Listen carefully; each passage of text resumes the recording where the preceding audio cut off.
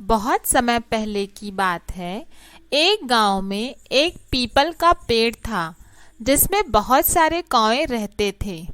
एक दिन सुबह के समय सभी कौवे रोज की तरह खाने की तलाश में पेड़ से चले गए, लेकिन एक कौवा सोया रहा।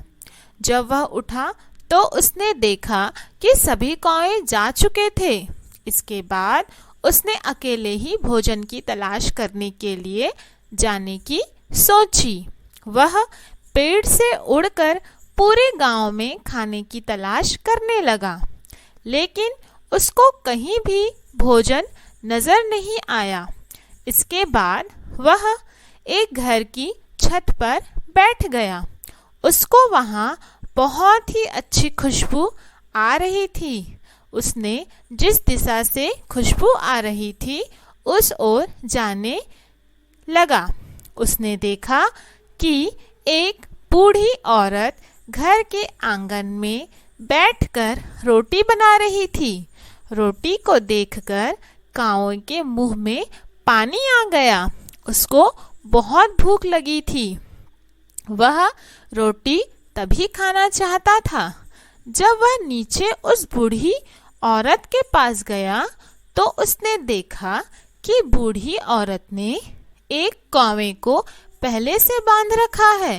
बूढ़ी औरत ने उस कौवे को भी यही कहा कि अगर तुमने रोटी चुराने की कोशिश की तो तुमको भी इसी तरह बांध दूंगी।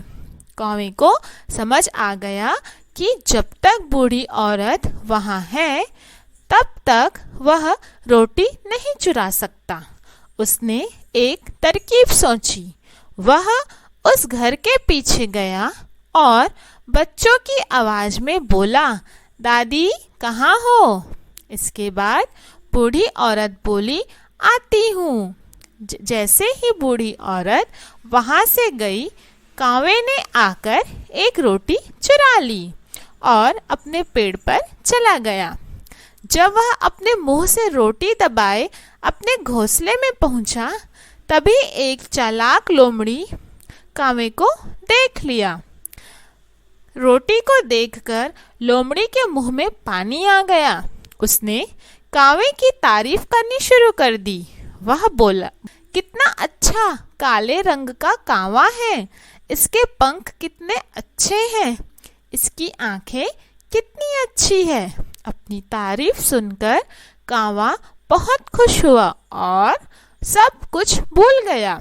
इसके बाद लोमड़ी ने कहा, ऐसे अच्छे कौवे की आवाज भी जरूर अच्छी होगी।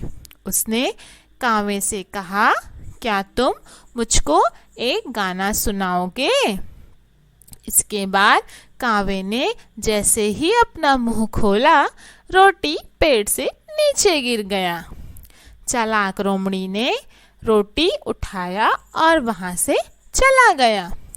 कौवे को पता चल चुका था कि लोमड़ी ने उसको बेवकूफ बनाया है।